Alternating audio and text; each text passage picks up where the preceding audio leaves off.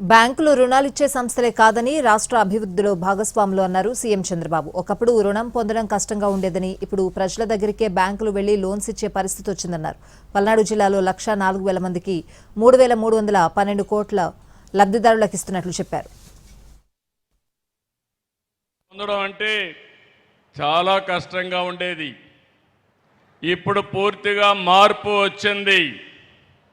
ప్రజల వద్దకే బ్యాంకులు వెళ్ళి మరీ రుణాలు అందించడం, ఇలాంటి రుణమేళాల్ని నిర్వహించడం గర్వకారణం.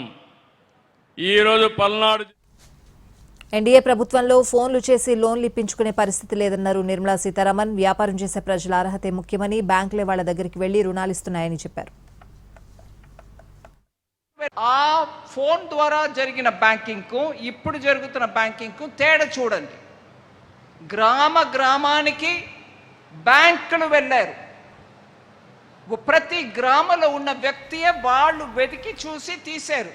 బ్యాంకులు మీ వైపు వస్తున్నాయి, మీరు వెతుక్కొని వెళ్ళట్లేదు. 2, అందరికీ ఎవరికి అర్హత ఉందో వాళ్ళకి ఇవ్వాలనే ఆ మనస్తత్వంతో బ్యాంక్ వెళ్తుంది.